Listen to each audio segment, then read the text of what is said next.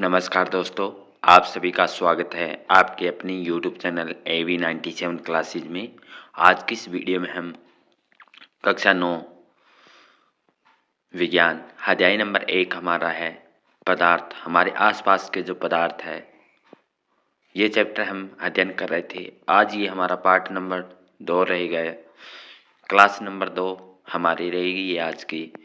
पिछले क्लास में हमने जाना पदार्थ क्या होता है, पदार्थ किन किन चीज़ों से बना हुआ होता है, जो हमारे आसपास के जो वस्तु हैं वो किन से बनी हुई होती है। ये हमने कल पदार्थ के बारे में पिछली क्लास में हमने जाना था पदार्थ क्या होता है। और आज हम जानेंगे पदार्थ की कितनी अवस्थाओं में परिवर्तन होता है, पदार्थ की अवस्थाओं में क्या परिवर्तन होता है।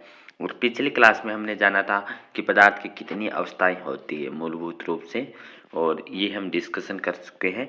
आज की इस वीडियो में हम अध्ययन करेंगे कि पदार्थ की अवस्थाओं में परिवर्तन। पानी पदार्थ की तीनों अवस्थाओं में मिलता है। ऐसी कौन सा द्रव है जो पदार्थ की जो तीनों अवस्थाएं होती है उनमें ठोस, द्रव, गैस में पाया जाता है? वो पाया जाता है हमारा पानी। जो हमारा आंसर आएगा वो आएगा जी पानी।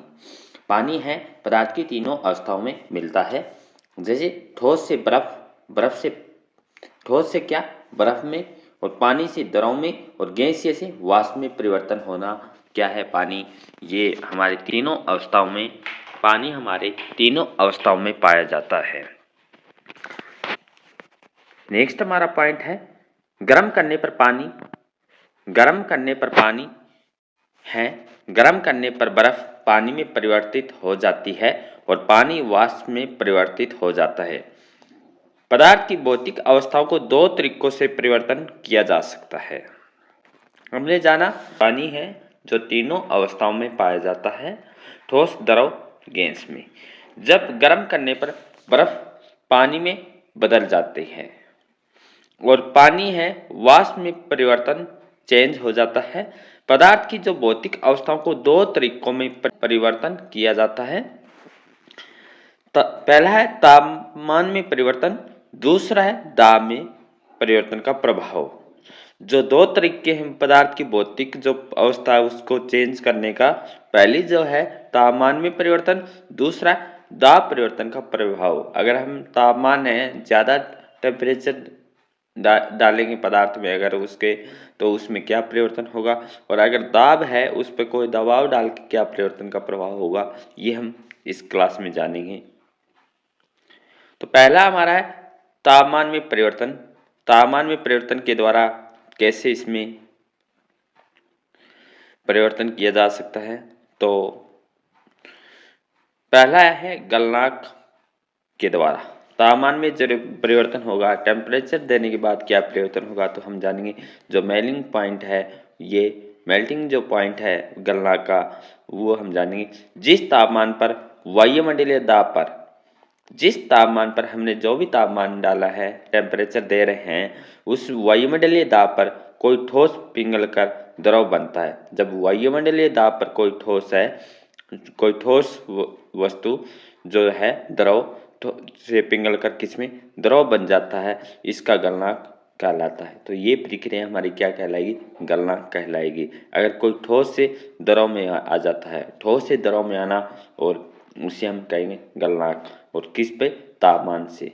अगर हमें तापमान से जो परिवर्तन होगा और ठोस से द्रव होगा, वो क्या बनेगा, हमारा गलनांक होगा। हम जानते हैं बर्फ का जो गलनांक है 273.16 केल्विन है। सुविधा के लिए हम इससे 0 डिग्री सेल्सियस अर्थात 273 केल्विन लेते हैं। जो बर्फ का जो गलनांक कितना होता है केल्विन में, 273.16 होता है। और हम इसे 0 डिग्री सेल्सियस बराबर कितना होता है, 0 डिग्री सेल्सियस होता है, उसके बराबर 273 केल्विन हम लेते सुविधाजनक के अनुसार। तो हमने जाना कि जो गलनांक है, तापमान में जो परिवर्तन हुआ है, उसका एक हमने एग्जाम्पल लिया कि गलनांक किसे कहते हैं। गलनांक जो कोई ठोस से पिघलकर द्रव बनता है, जिस तापमान पर कोई ठोस द्रव, ठोस है ठोस से द्रव में बदल जाता है वो गलनांक कहलाता है। बर्फ का गलनांक कितना होता है 273.16 केल्विन होता है। सुविधा के लिए हम इसको 0 डिग्री सेल्सियस अर्थात 273 केल्विन लेते हैं, ये हमने जाना। फिर है दूसरा हमारा है संलयन की गुप्त ऊष्मा, ये हम जानते हैं कि इसमें क्या परिवर्तन होगा।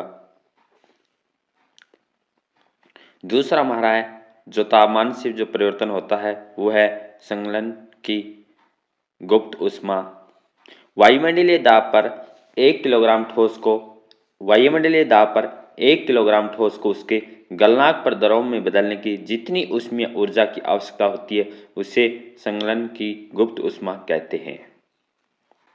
संलयन की जो गुप्त ऊष्मा की जो परिभाषा निकलेगी हमारी क्या निकलेगी, वायुमंडलीय दाब पर 1 किलोग्राम ठोस को उसके गलनांक पर द्रव में बदलने के लिए जितनी ऊष्मीय ऊर्जा की आवश्यकता होती है उसे हम क्या कहेंगे, संलयन की गुप्त ऊष्मा कहते हैं। पहले हमने जाना गलनांक किसे कहते हैं, कोई ठोस जिस तापमान पर कोई ठोस द्रव से पिघल जाता है उसे हम गलनांक कहते हैं, ये हमने जाना।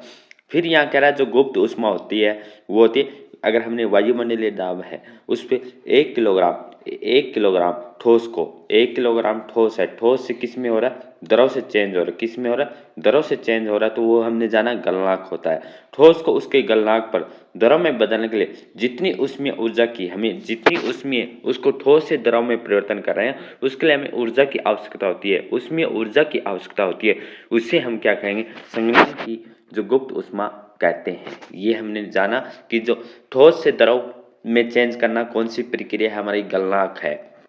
उसको चेंज करने के लिए कुछ हम कार्य करते हैं, कोई भी हम कोई काम करते हैं तो उससे हमें काम करने के लिए हमें किसकी आवश्यकता, ऊर्जा की आवश्यकता होती है। उसी तरह हमने जैसे ठोस से द्रव में परिवर्तन किया तो उस परिवर्तन को हमने कहा गलनांक कहा। और गलनांक कहा तो उसके लिए उसको परिवर्तन करने के लिए किसी की तो जरूरत होगी, उसके लिए हमें जरूरत है ऊर्जा की, किसकी, गुप्त ऊष्मीय ऊर्जा की, उसे हम क्या कहेंगे, संलयन की गुप्त ऊष्मा ऊर्जा हम कहेंगे। नेक्स्ट पॉइंट है अतः 0 डिग्री सेल्सियस बर्फ के कणों की तुलना में 0 डिग्री सेल्सियस बर्फ कणों की तुलना में 0 डिग्री सेल्सियस पानी के कणों में अधिक ऊर्जा होती है। तो किस में ज़्यादा होती है, 0 डिग्री अगर सेल्सियस बर्फ के कण हैं उसके तुलना में 0 डिग्री सेल्सियस पर पानी के कणों की अधिक ऊर्जा होती है। दूसरा हमारा पॉइंट है क्वथनांक। क्या है पॉइंट है, क्वथनांक। इसके बारे में हम जानेंगे कि क्वथनांक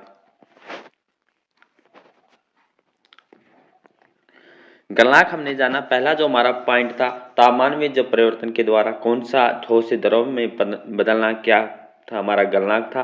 और गलनांक को उसमें परिवर्तन करने के लिए ठोस से द्रव में परिवर्तन करने के लिए हमें एक ऊर्जा की आवश्यकता होती है, उसे हम गुप्त ऊष्मीय को क्या कहेंगे, संलयन की गुप्त ऊष्मीय ऊर्जा कहेंगे। फिर हमारा पॉइंट है कि क्वथनांक। क्या है क्वथनांक, वायुमंडलीय दाब पर तापमान जिस पर द्रव उबलने लगता है इसका क्वथनांक कहलाता है। जैसे पहले हमने जाना कोई ठोस से जिस तापमान पर ठोस से द्रव में परिवर्तन किया तो वो हमारा क्या पॉइंट था, वो हमारा पॉइंट था गलनांक। अब बता रहा है जिस वायुमंडलीय दाब पर तापमान के द्वारा जिस पर द्रव उबलने लगता है, द्रव है वो जो द्रव है लिक्विड है वो उबलने लगता है तो इसे हम क्या कहेंगे, क्वथनांक। क्वथनांक का मतलब कि वो उबल रहा है तो ये हमारा क्या है, कोई द्रव उबल रहा है जिस तापमान पर तो हम क्वथनांक कहेंगे। और जिस तापमान पर अगर कोई ठोस है वो द्रव में पिघल जाता है तो वो हमारा क्या था, वो गलनांक था।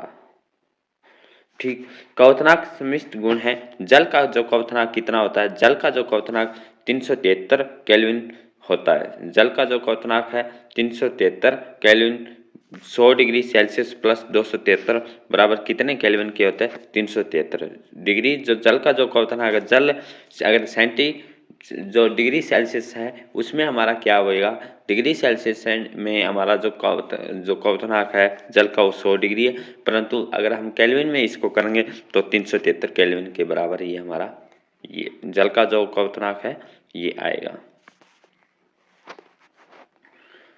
जब पानी को उबाला जाता है तो उसके तापमान में वृद्धि नहीं होती।